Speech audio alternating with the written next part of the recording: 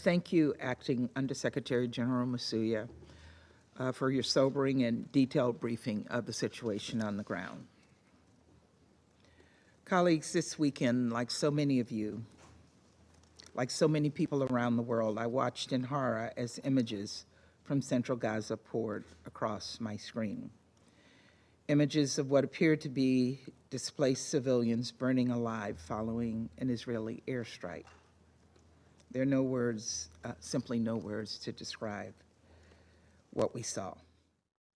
Israel has a responsibility to do everything possible to avoid civilian casualties, even if Hamas was operating near the hospital in an attempt to use civilians as human shields. We've made this clear to Israel. Just as we've made clear to the Israeli government at the highest levels that it must do more to address the intolerable and catastrophic humanitarian crisis in Gaza. Some recent U.S. diplomacy has been discussed in the press.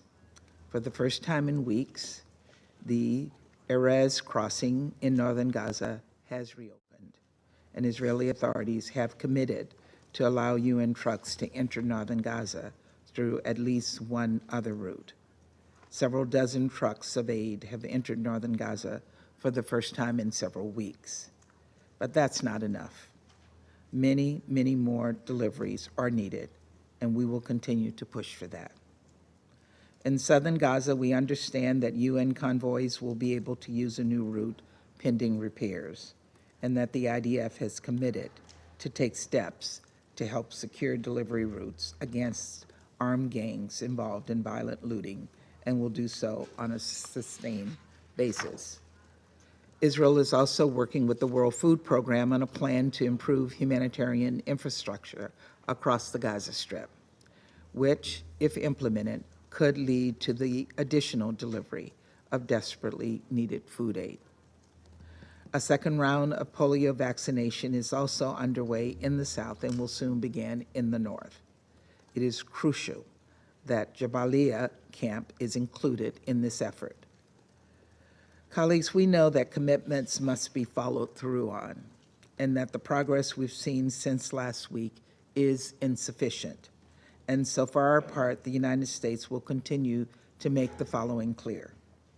Food and supplies must be surged into Gaza immediately, and there must be humanitarian pauses across Gaza to allow for vaccinations and the delivery and distribution of humanitarian aid.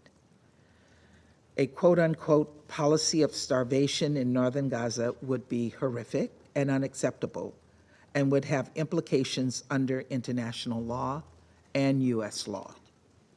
The government of Israel has said that this is not their policy, that food and other essential supplies will not be cut off, and we will be watching to see that Israel's actions on the ground match this statement. Colleagues, we also remain gravely concerned by the evacuation orders issued by Israel in northern Gaza and are monitoring the implementation of these orders closely. Furthermore, all parties must abide by Resolution 2720 and reject any forced displacement of the civilian population, which would violate international law. And let's be clear, civilians are protected under international humanitarian law and may not be declared as combatants if they fail to evacuate. We know winter is approaching. The cold and bad weather will soon set in. 1 year into the fighting, with Hamas substantially degraded, Israeli authorities should be working with the UN and the international community on a plan for civilians to move inland. They should be facilitating, not obstructing, efforts to provide for temporary shelter, and they must restore basic services, including water, electricity, and sanitation. I repeat, the United States calls for this work to begin now. Israel must also cooperate with the UN and the international community to lay the foundation for the reconstruction of Gaza, because civilians must be allowed to return, including to northern Gaza, to rebuild their lives. That can be hard to imagine at a moment of so much suffering and pain, death and destruction.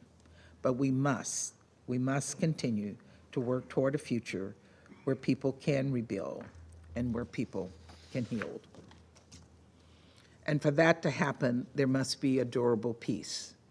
And as we've said many times, a ceasefire with the release of all hostages could start today if Hamas, which set this conflict into motion and has no concern for the well-being of Palestinians in Gaza, would accept the deal on the table. It could happen today. Colleagues, I was devastated by the new details from Hirsch Goldberg Poland's parents that they shared about their son's execution. How Hirsch's limp body was found on his knees in a tunnel beneath Gaza, a bullet through his skull. How he attempted to lift up his arm, his only arm, to shield himself from the bullet that ended his promising young life. I urge some members of this council to stop turning a blind eye to Hamas's depraved deeds. Its acts of terror, its hostage-taking, its obstruction of a ceasefire deal, its use of civilians as human shields. And I urge members of this council to continue to focus on direct diplomatic initiatives that can save the lives of innocent people who did not start this war and cannot end it, but who bear the cost of it. We must all support the UN as it works with Israel to step up delivery and improve the humanitarian response efforts. This council has an important role to play, but ultimately, as I've said previously, actions on the ground more than discussions here in New York are what will bring real progress. That has been the focus of U.S. diplomacy and will continue to be our focus in the months ahead. Getting humanitarian aid in, getting hostages out, and ending this conflict. Thank you, Madam President.